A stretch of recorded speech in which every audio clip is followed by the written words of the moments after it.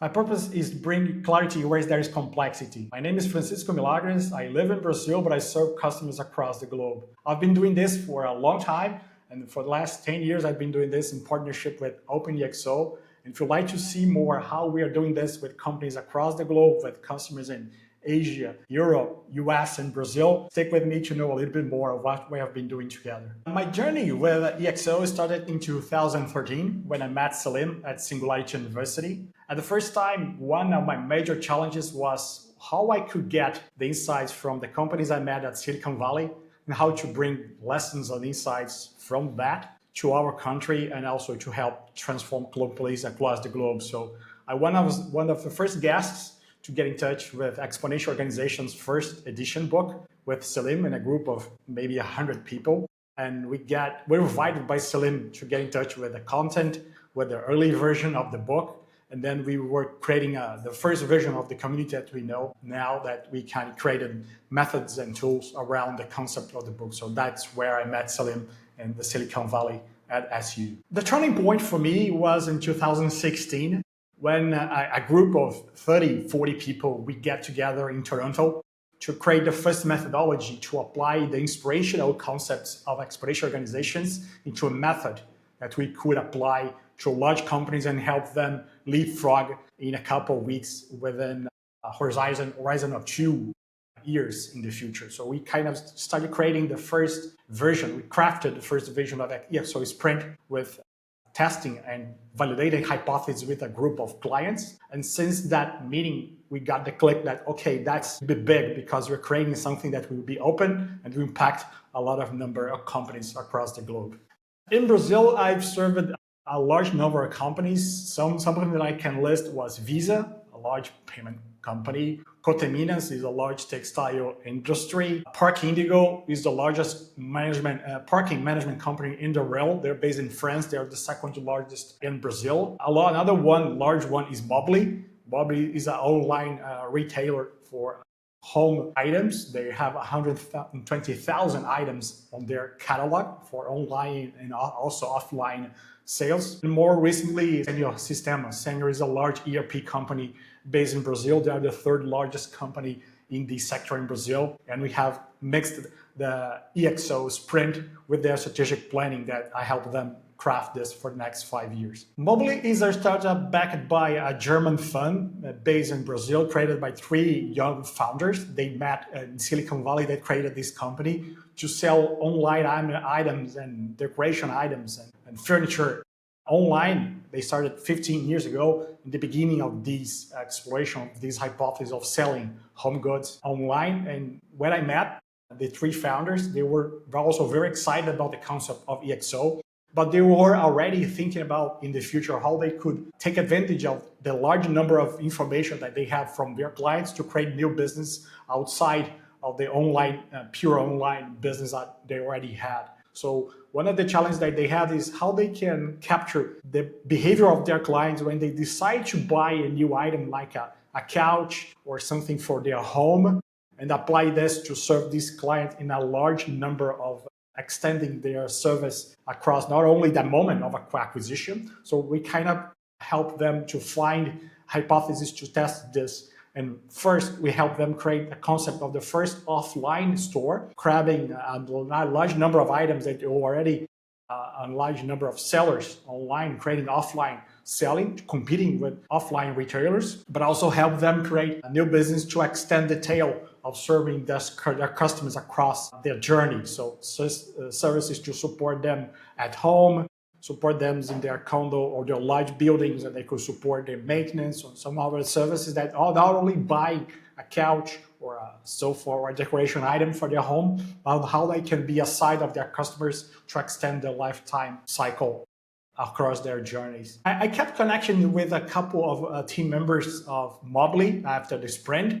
And as far as I remember, one of the major challenges that they had is how they could capture the data from the customers interacting with them online on social network, asking them what is the physical store of Mobly, because of course there's no, to that time there was no physical store. So one of the major challenges that they have created initiatives is how they could capture the momentum of the media or maybe trending topics across series or Netflix or other programs online. How can capture that behavior and help the client select the items for their home based on the behavior online consuming maybe series or movies. So one of the initiatives that they created is how we can create Instagrammable places in their stores and also apply this to offline stores, crafting the items from their online catalog and creating offline experiences. So this is one of the initiatives that I can even see on the street. I can drive in Sao Paulo, I can see their large stores because this is a kind of a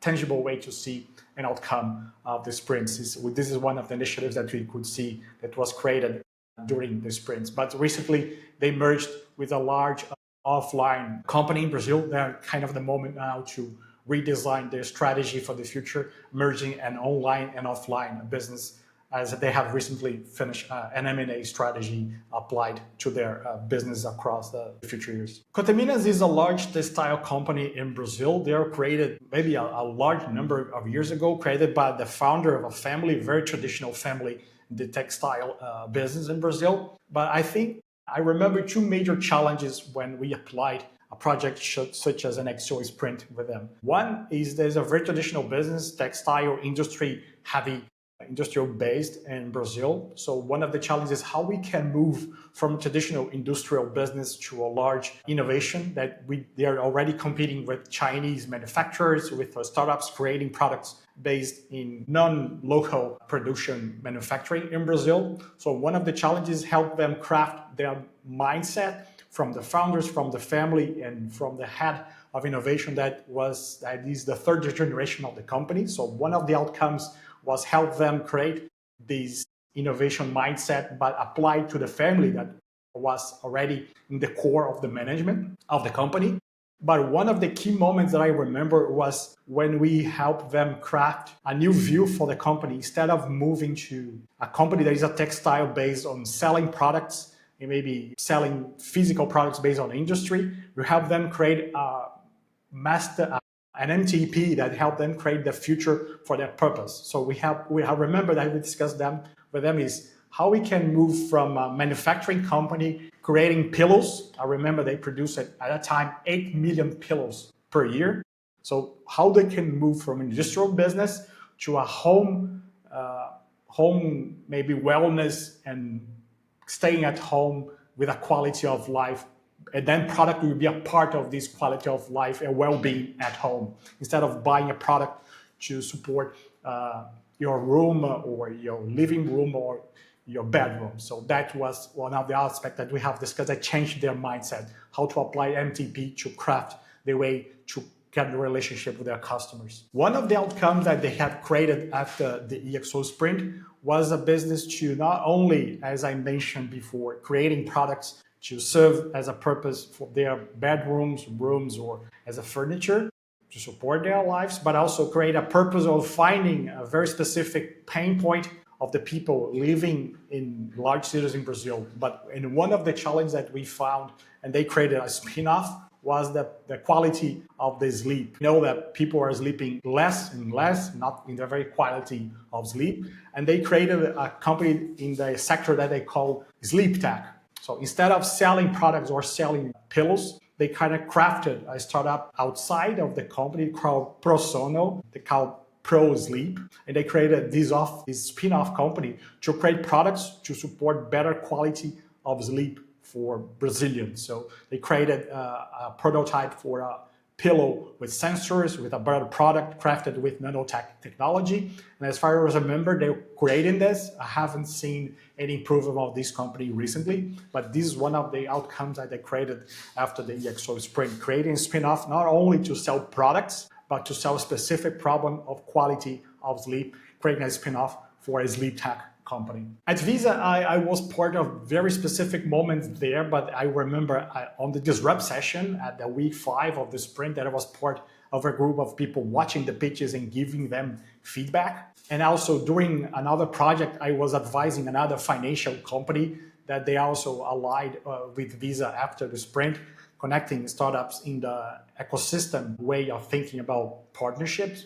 But I remember very specifically that they mentioned in the long term, they already had a very large number of financial margin to get from all the transactions, but they already knew that the major number of information and the larger chunk of money that they could get from the customers are the data that they were not allowed to get with transactions from just traditional business when you swipe or put a card using chip and PIN with Visa. So one of the challenges that we help them is how we can use the customers that already have their phones with RFID, proximity, or cards with RFID to not only help them pay the transactions, but using them as a way to maybe support their way of mobility. So one of the projects that we help them, and they were creating very much business and growing a lot, is connecting with the public transportation systems across Brazil, not only allowing them to use their Visa cards to pay the system for public transportation, but also use to other services. So it can help client define their behavior, not only to get transportation, but to get their marketing for specific products or services based on their behavior, or what time they will leave to go to the office, what are the place that they would like to go to have fun after getting a metro or subway or a bus in Brazil using their Visa card. So they were adding an extra layer of data based on ideas that we have explored with them through the ExO sprint at Visa here in Brazil. I met the founders and the CEO of Senior Sistemas for a while. I met them 5 years ago when they were already designing their strategic plan for the 5 years that the period finished in 2025.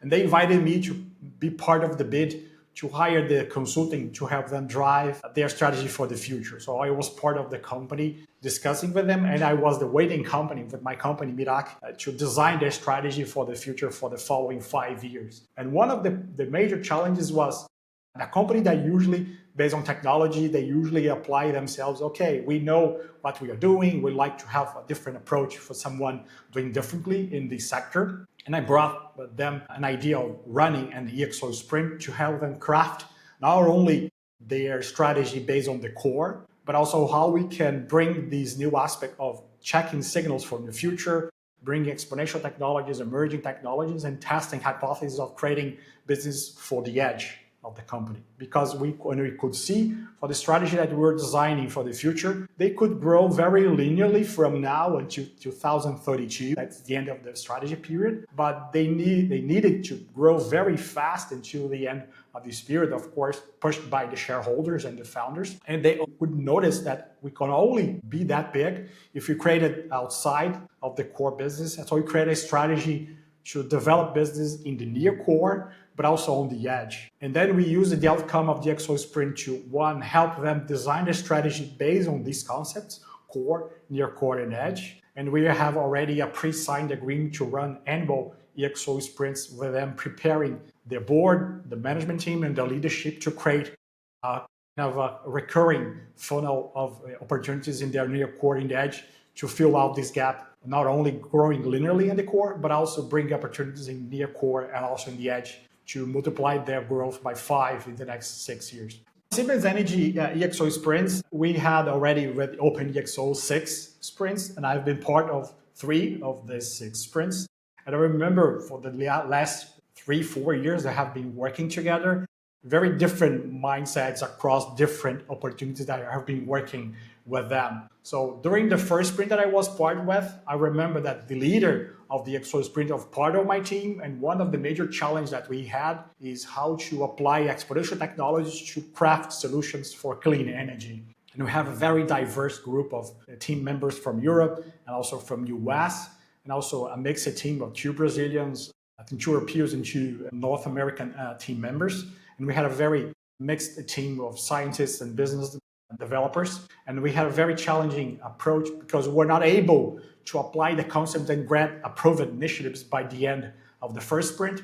But a very tangible outcome that we had on this sprint is that one of the people that was leading initiatives of the company, they could notice that they were not able, based on the company or the culture, to apply the concepts and create the initiative inside the company. Of course, by their own decision, this person decided to do that outside of the company, creating a VC fund. And now this fund is with a capital to create the initiative outside of the company. So this is part of the response of what we call immune system. So the company created the initiative, but not created the opportunity to that initiative thrive in a very exponential way. So that was part of the outcome that usually happens when a company is not specifically sometime applying or maybe using all the culture to help initiative thrive. That's one of the outcomes. The second sprint that I was part with, I remember we were discussing the beginning of these exponential growth discussions of LLMs and ChatGPT and AI that we are facing now.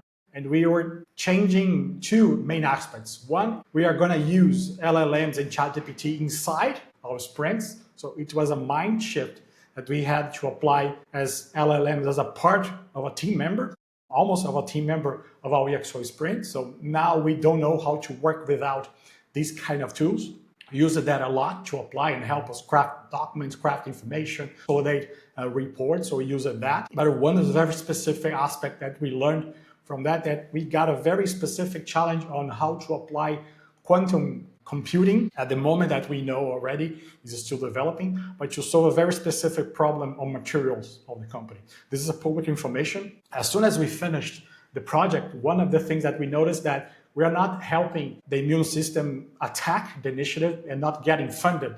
And one of the things that happened that the team were not getting the approval from the end of the ExO sprint, but one of my peers, the shadow coach from the company, was able to secure an investment, help the team grow, and get in touch with the team until now. They have raised a lot of capital to invest in this initiative that was creating a new momentum after the sprint, supported by a person from the company that was kind of buying the idea and getting this to a new level. So this is a very good moment that we could see. And the sixth sprint that was developed by our team on OpenExO that I was part with, the sprint that we have finished a couple of months ago that had teams from US, from Canada, and from Brazil. And it was part of the team that mixed team members from Brazil, from Latin America.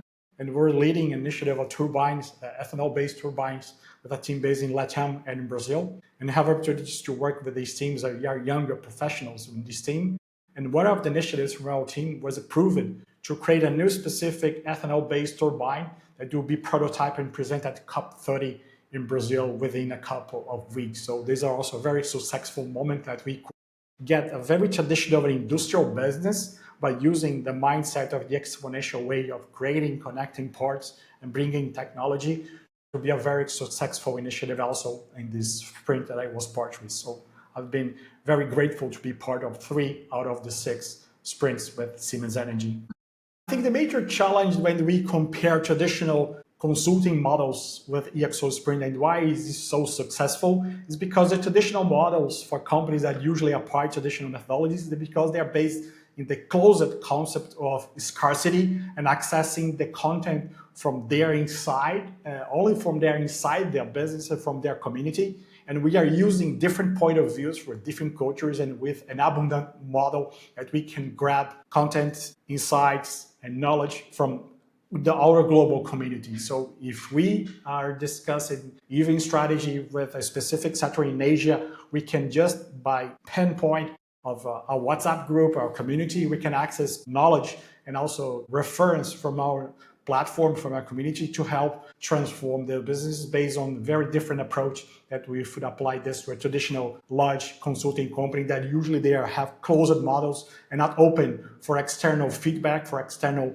cooperation, and also to external insights from this global community as we have already here. So that's the main challenge that we could face, but also we can open this and we can use this as a differentiation if you compare to traditional models of consulting and advising in innovation, such as we do at OpenExO. I think one of the major challenge that you usually face when applying this kind of for large companies is that they must understand that they have a safe environment or a learning environment that they could test their ideas, they validate hypotheses, and they are open to test and make mistakes and learn from it. When we apply these ideas on traditional companies that they have the budget specific for a project or they are pushed to only be successful because it is important for the money for the company, also for their careers.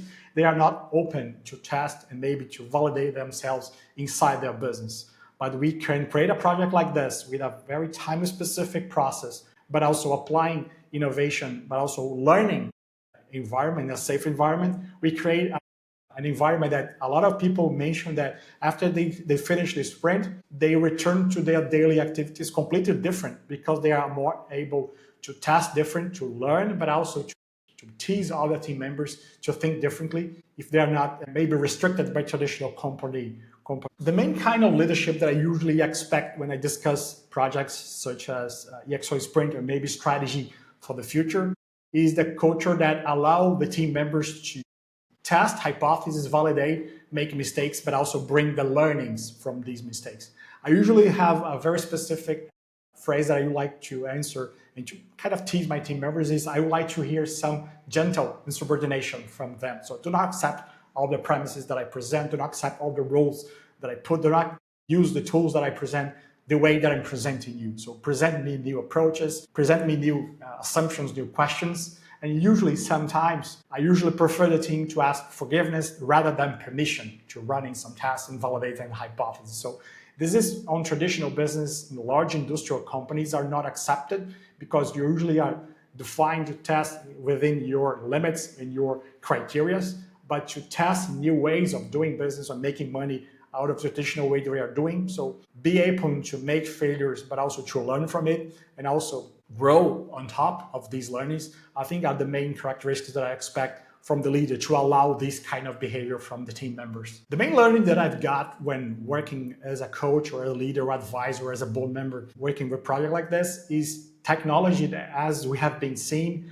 are changing a lot. And the technology that I learned I've been using for 20 years is different now and you'll be different within 5-10 years. So the main aspect that usually I had to consider is the hardware that haven't upgraded in these years is that our body, our human behavior, our human skills. So one of the major challenges that I see is even though in the changing technology, how we can use the human aspect to help these leaders thrive and transcend outside of the technology that will be available at the moment that you're applying this concept. So the main learning that I've got is how to understand the human behavior, the human skills, but also the anxiety, the agendas, how they can mix with their own perspectives and also their different cultures and how they are able to thrive. Even we have different cultures applied to this project, but also using different technologies. So the human aspect is even the key part of this. Even with more technology that we have access, the human aspect is the more important one that I have learned. The most important traits that I think the coach must bring to the table are usually 3 that I also test, hypothesis, and also bring my kid. I have a 15-year-old kid. I usually test him and show that he will be the professional of the future. So be able to be curious by your life. So curiosity, the ability of ask good questions, and the cultural diversity. If you are exposed to travel, to reading, to different cultures, also asking questions and be curious is usually the behavior that we expect when you are a kid, but we are growing, we kind of lose some of these behavior. Be curious, asking good questions, we kind of are restricted by the company rules and the traditional behavior. So if you keep our mind as if you were a little bit as a kid, be curious, ability to have asking questions and be open to the cultural diversity, I think you'll be a good mix to bring as a coach, even independently of the sector that we are serving. I see that in the future, I see for sure part of our knowledge and a way of serving our customers through OpenExO is transferring a lot of this to our knowledge base and using AI to support our manual and more regular activities. So bringing more kind of a high level to our brains and to our cultural aspect and use AI to process natural activities and more manual process of this. Another way that I see, and the same way that you have a community of team members, we might have also a community of agents help us craft the knowledge and consolidate to help these customers thrive and develop through the long term, not only depending by people, but also how we could be part of a large number of community of agents to support this in the future. But one thing I'd also like to see is how the practitioners of people that were already part of a sprint, maybe in the client side, can also be part of this community, maybe part of to be part as an advisor, a speaker, or maybe as a consultant also, a coach, is also serving other customers. Not only we as practitioners creating the methodology and crafting and evolving this, but also bringing the community to support other projects. That usually thing that I would like to teach my customers. If you're part of a sprint, you are part of an alumni community, that you also can be part of supporting other customers in the future. Of course, putting aside the competition aspect and bringing your knowledge to support other clients that are connected through the community. One of the fun moments that I remember was the outcome of one large sprint of a large company, that we have a very male-focused team and only one female. And when we finished the sprint, she mentioned that she was not feeling very well exposed to the opportunity to present her initiative and to be able to, even in the company environment, allowing her to do so. She was not able to present her ideas. And of course, she mentioned to me that she was even thinking about quitting the company after finishing the sprint. And I was able to mentor and coach her after the sprint. I remember very specifically a couple of months later when she mentioned that she could capture the learning of running ExO sprint, applying this concept, be adapted when she found a challenge, even not getting her initiative approved.